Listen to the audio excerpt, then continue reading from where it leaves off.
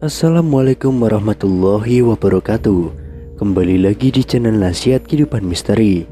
Pada video kali ini saya akan membahas tentang 2023 Indonesia kedatangan agama baru. Ada yang memprediksi bahwa akan lahir agama baru di Indonesia pada tahun 2023. Tentunya hal ini mendapatkan perhatian publik. Bahkan tanda-tanda agama baru akan muncul itu turut disebutkan. Agama baru di Indonesia ini tertulis dalam sebuah narasi ramalan yang diungkapkan oleh seorang peramal terkenal asal Prancis, Michael Nostradamus. Ia diketahui masih memiliki garis keturunan Yahudi.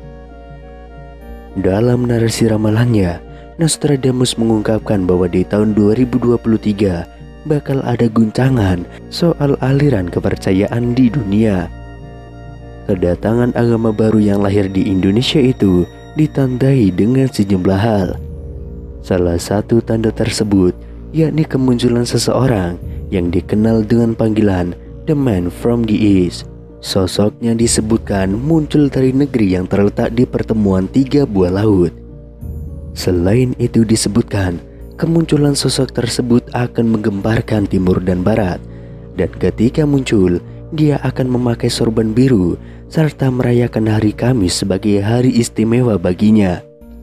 Adapun tafsir tentang ramalan Nostradamus soal agama baru sebagai berikut. Yang pertama, munculnya agama baru yang akan mengguncang dan menguasai dunia. Agama ini tidak pernah dikenal dan diprediksi oleh umat manusia di seluruh dunia.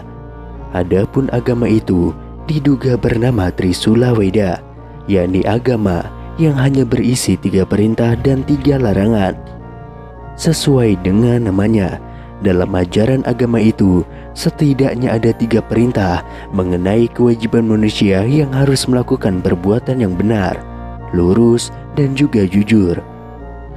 Sementara 3 larangannya mengenai manusia yang tidak boleh melakukan perbuatan yang merugikan orang lain, tidak boleh mencuri, dan tidak boleh berbuat kejahatan. Kemudian yang kedua, The Man from the East atau laki-laki dari timur. Itulah julukan yang diberikan kepada pemimpin agama baru ini. Dikatakan dia akan menghapus seluruh agama-agama dan akan mendirikan agama baru yang akan dianut oleh semua makhluk di jagat raya ini. Dialah Satria Piningit yang akan menjadikan dunia damai dengan apapun yang ada di dalamnya. Kemudian yang ketiga, muncul dari negeri yang terletak di pertemuan 3 buah laut. Maksud dari keterangan tersebut diduga berkaitan dengan kemunculannya yang berasal dari pertemuan 3 laut, yakni sebelah utara Pulau Sulawesi adalah Laut Sulawesi, di sebelah selatannya adalah Laut Flores, dan di sebelah timurnya adalah Laut Maluku. Berarti sosok yang dimaksud ini berada di Indonesia bagian timur, atau tepatnya di Sulawesi. Dipercaya pula bahwa saat ini dia sedang menyembunyikan diri sambil menanti waktu terbitnya perang. Kemudian yang keempat, kemunculannya menggemparkan timur dan barat. Diperkirakan maksudnya kemunculan sosok tersebut bakal menggemparkan seluruh dunia beserta seluruh isinya. Kemudian yang kelima, ketika muncul dia memakai sorban biru. Sorban sendiri adalah selai kain yang lazim digunakan oleh umat Islam, yang biasanya digunakan oleh orang Arab pada zaman pra-Islam untuk mengatasi hawa dingin atau teriknya matahari, terutama di gurun pasir. Karena suhu di gurun pasir siang harinya bisa menjadi sangat panas dan malam harinya bisa menjadi sangat dingin. Kemudian yang keenam, merayakan hari Kamis sebagai hari istimewanya. Berbeda dari umat Islam yang menganggap bahwa hari Jumat adalah hari penuh keberkahan, nantinya dalam agama ini akan merayakan hari Kamis sebagai hari istimewanya. Dia tidak mau menggunakan hari Sabtu karena hari Sabtu sudah diistimewakan oleh agama Yahudi. Demikian pula hari Minggu. Dia juga enggan menggunakan hari Minggu karena hari Minggu telah diistimewakan oleh agama Nasrani. Kendati demikian, tidak diketahui lebih lanjut kebenaran dari narasi soal ramalan di tahun 2023 yang menyebutkan akan ada agama baru lahir di Indonesia tersebut.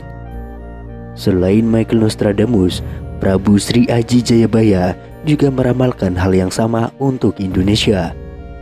Prabu Jayabaya merupakan raja yang paling diingat masyarakat karena berbagai ramalannya.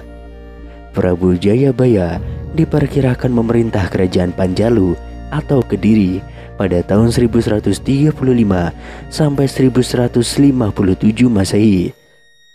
Prabu Jayabaya merupakan putra Raden Panji dari kerajaan Jenggala dan putri Sekartaji dari kerajaan Daha. Pada masa Prabu Jayabaya memerintah, kerajaan Kediri mencapai puncak kejayaannya. Tidak hanya dalam ilmu pengetahuan, sastra, dan seni mengalami perkembangan yang sangat pesat. Pada masanya, kitab Mahabharata dan Ramayana diterjemahkan ke dalam bahasa Jawa. Prabu Jayabaya juga menulis ramalan akan masa depan yang kemudian diyakini banyak yang telah terjadi. Ramalannya ditulis dalam bentuk kakawin atau tembang Jawa. Kakawin ini berupa 21 pupuh berirama asmarandana, 29 pupuh berirama sinom, dan 8 pupuh berirama dandanggulo yang kemudian dikenal dengan kitab Musarar.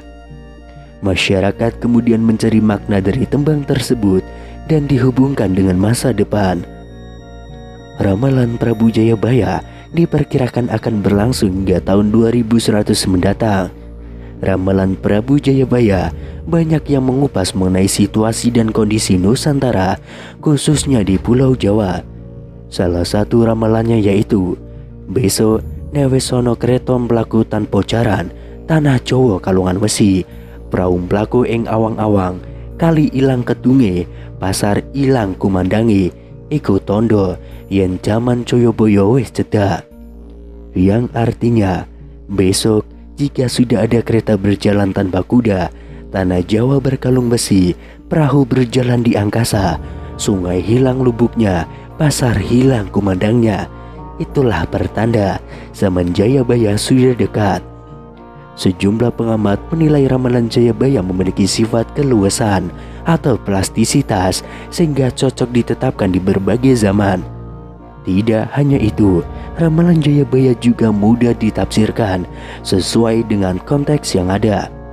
Meski demikian, ada juga sejumlah ramalan yang belum terjadi.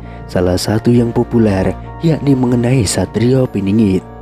Dalam ramalannya, Jayabaya menyebut Satrio Piningit akan muncul saat Nusantara memasuki zaman Kala Bendu atau zaman Carut Marut.